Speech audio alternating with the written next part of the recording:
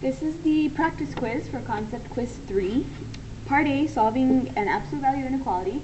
I'm going to do this algebraically, and then I'll also show you the method that you can use your graphing calculator for. So algebraically, we want to try to get this absolute value portion isolated. So I'm going to add 2 to both sides. So if we add 2 over here, that becomes negative 5. And then we need to divide by negative 5. Remember, when we divide by a negative, we have to switch the inequality sign. So that's x minus 4 is less than positive 1. And we're finding 2 important points on our number line, the boundary points. So in order to do that, we're going to be writing 2 inequalities. X minus 4 is less than 1. And x minus 4 is greater than negative 1. Remember to switch the inequality sign and make this negative. So x is less than 5 and x is greater than 3. So how do we graph our solution? Well, these are our 2 important boundary points. So 3 and 5. I'm going to use an open circle at 3 and at 5 because it's not equal to. And x is less than 5, that's going to be this way.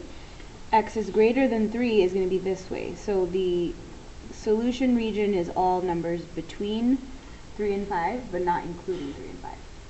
Now, if you don't want to do this algebraically, especially if you have trouble remembering the rules as far as what to do when you divide by a negative or what to do when you're finding the 2 boundary points, you can use a graphing calculator to see this as 2 graphs. The first graph being the left part of this inequality. So I'm going to type negative 5.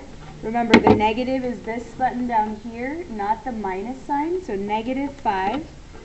Absolute value, you go to math, num, and then ABS. So that's the first option.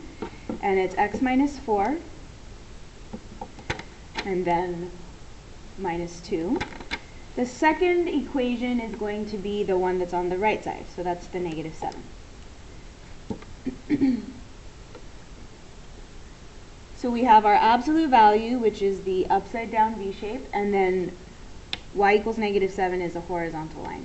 So this is asking, where is this graph greater than this graph, or where is this graph above this graph? I can see here that the absolute value graph is above the horizontal line between x equals 3 and x equals 5. So that matches with the solution we got algebraically. The shading was between x equals 3 and x equals 5. Alright, on part B, consider the function.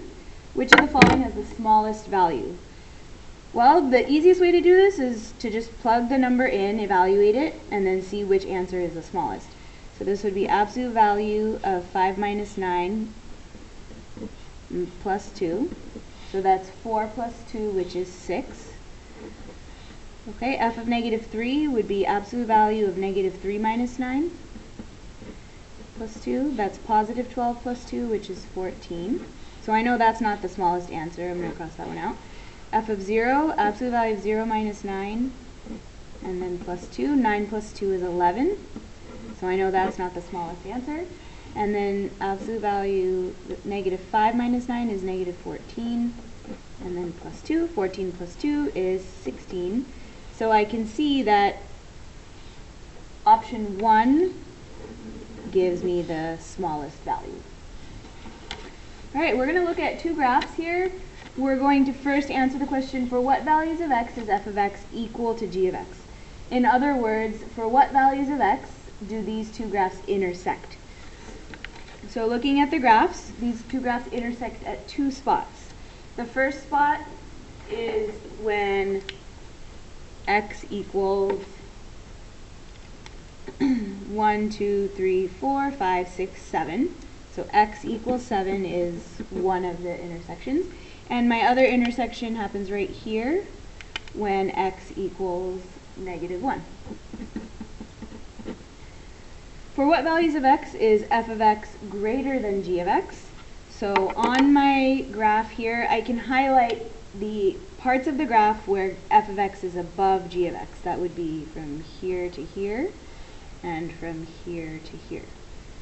So it says state your answer as an interval. So as an inequality, I can see that x is greater than or equal to, or actually I'm going to just leave it as x is greater than, scratch the equal to symbol because it's just a greater than symbol here.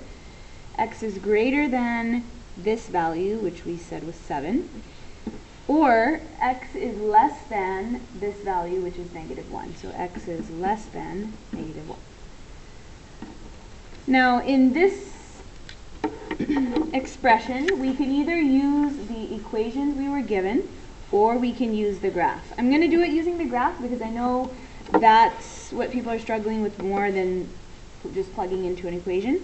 So f of 3 means when x equals 3, 1, 2, 3, what is the value of function f? So I'm going to go down to function f, and I can see that that's at -2.